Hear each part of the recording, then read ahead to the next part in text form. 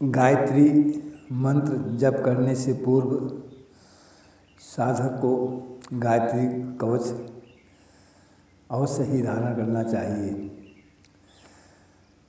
अतः गायत्री साधकों के लिए मैं गायत्री कवच प्रस्तुत कर रहा हूँ। गायत्री कवचम विनियोगा। ओम श्री गायत्री कवचस ब्रह्मा ऋषि गायत्री छंदो गायत्री देवता ओम भू बीजम भुवः शक्ति स्व कीलिकम गायत्री पीतर्थे जपे विनियोगा। हाथ में जल लेकर ओम श्री गायत्री कवचस से आरंभ कर जपे विनियोगा तक मंत्र पढ़कर जल भूमि पर गिरा देवें।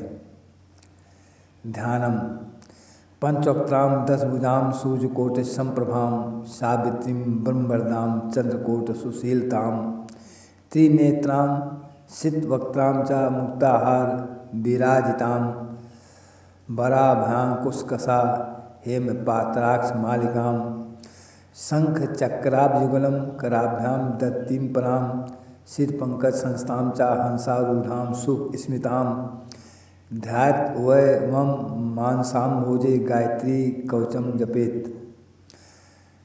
ध्यान जो गायत्री देवी 5 मुख तथा 10 भुजा वाली हैं, जिनकी कांति करोड़ों सूर्य के समान है तथा करोड़ों चंद्रमा के समान जो शीतल हैं, जो ब्रह्मा देवताओं को भी वर देने वाली हैं, जिनके 3 नेत्र हैं तथा मुखमंडल स्वच्छ प्रसन्न है, जो मोतियों की माला से विभूषित हैं, जिनके 10 हाथों में वर अभय अंकुश कसा स्वर्णपात्र अक्षमाला शंख चक्र तथा ध्वज विराजमान है, जो पर ब्रह्म स्वरूपिणी हैं, जो श्वेत कमल के आसन पर विराज रही हैं, शुभ्र हंस जिनका वाहन है, प्रसन्नता से जो ईषद हास कर रही हैं। साधक इस प्रकार गायत्री का हृदय कमल में ध्यान कर गायत्री कवच का पाठ करें।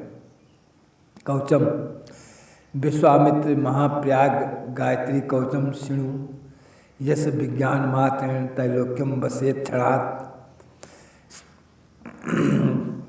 ब्रह्मा ने विश्वामित्र से कहा, हे महाबुद्धिमान विश्वामित्र, तुम गायत्री कवच को सुनो, जिसके केवल पाठ मात्र से ही साधक तीनों लोकों को अपने बस में कर लेता है।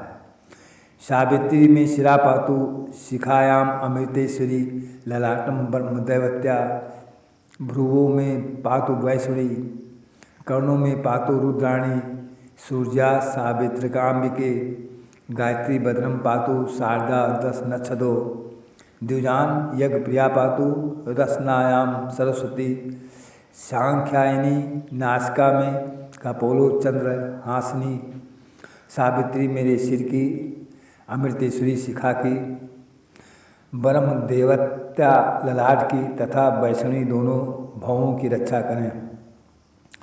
रुद्राणी दोनों कानों की सूर्य में रहकर समस्त प्राणियों का सृजन करने वाली भगवती दोनों नेत्रों की गायत्री मुख की तथा शारदा मसूड़ों की रक्षा करें।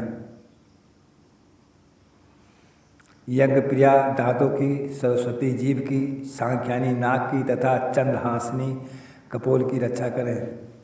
जीवकम वेद गर्भाचा कंठम पातु घनासिनी स्तनों में पातु इंद्राणी हृदय ब्रह्मादिनी उदरम विश्व भोक्त्री चा नाभो पातु सुरप्रिया जघनम नारसिंगी चा पृष्ठम ब्रह्मांड धारणी पार्श्वों में पातु पद्माक्षी गुह्यम गोपित्रकावतु उरो ओंकार रूपा चा जानो संध्यात्मिकावतु जंघ्यो पातु अक्षोभया गुल्फ्योर ब्रह्मशीर्ष का सूर्या पद्मयम पातु चंद्रा पादांगुलीश्चा सर्वांगम वे जन्नी पातु में सर्वदा अनघा एतेतत् कवचम ब्रह्मन गायत्र्या सर्वपावनम।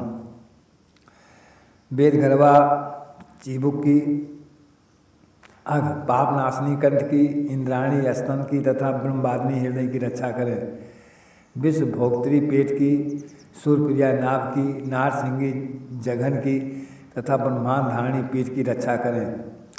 पद्माक्षी दोनों पार्श्व की, गोपित्रिका गुप्त स्थान की, ओंकार रूपा दोनों उरु की तथा संध्यात्मिका दोनों जानू घुटनों की रक्षा करें। अक्षोभया दोनों जांघ की, ब्रह्म शीर्षिका गुल्फ की, सूर्या दोनों पैरों की तथा चंद्रा पैर की अंगुलियों की रक्षा करें। संपूर्ण पापों का नाश करने वाली वेदजननी सर्वदा हमारी संपूर्ण अंगों की रक्षा करें। ब्रह्मा ने कहा, हे विश्वामित्र, इस प्रकार ये गायत्री कवच सदैव साधक को पवित्र करता है।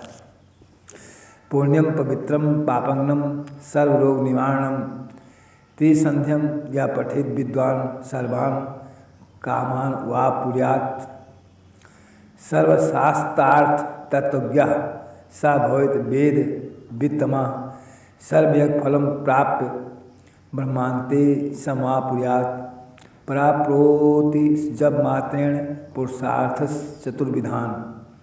ये गायत्री कवच पूर्ण पवित्र, पापों को नाश करने वाला तथा रोगों को दूर करने वाला है। जो विद्वान तीनों काल में इस गायत्री कवच का पाठ करते हैं उनका संपूर्ण मनोरथ सिद्ध हो जाता है।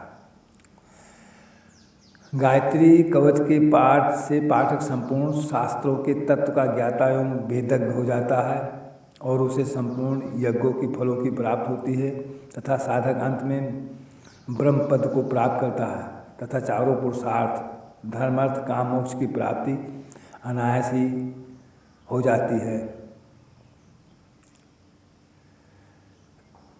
इत गायत्री कवचम समाप्ता।